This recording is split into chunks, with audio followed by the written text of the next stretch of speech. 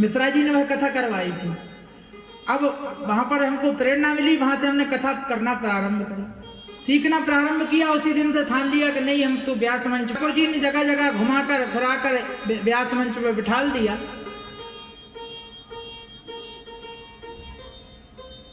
तो उस मंच को बनाने में इतना मेहनत लगा है, इतनी मेहनत लगती है मंच को बनाने में, क्योंकि मंच माला माइक ऐसे ही नहीं मिल जाती।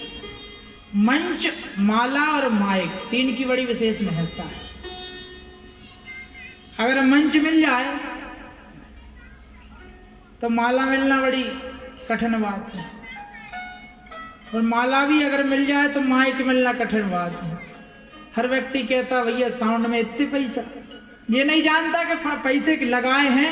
4-5 लाख रुपए की चीज आपके दरबार में 10-11 हजार रुपए में पेश कर रहा है, तो कौन सी गलत बात कर रहा है।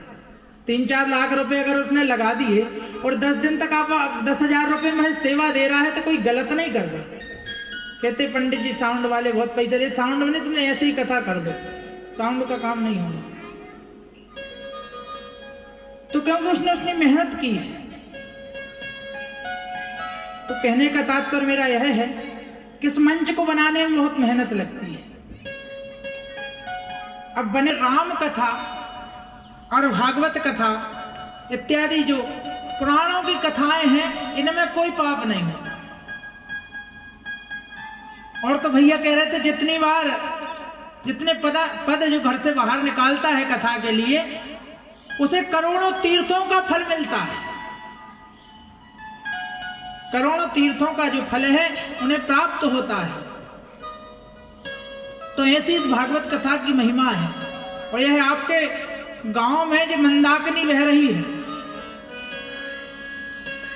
इस मंदाकिनी में निरंतर पान करिएगा, निरंतर इस मंदाकिनी में निरंतर गोता लगाइएगा, क्योंकि इसमें डूबने का कोई भी खतरा नहीं है।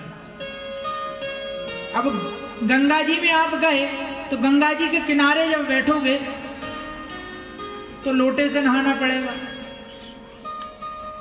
नहीं तो अंदर जाओगे तो डूब जाओगे। गंगा के किनारे वही जा सकता है जो तैरना जानता हो। लेकिन इस गंगा में आने के लिए ना तो आपको हरिद्वार जाने की आवश्यकता है, ये गंगा आपके गांव में ही बहने के लिए आ जाती है। यह राम कथा रूपी गंगा नवदेश से जो बह रही है, वह आप सभी के सहयोग से प्रति अनुसार इस वर्ष भी बह रही है। बस स्थान चेंज हुआ है,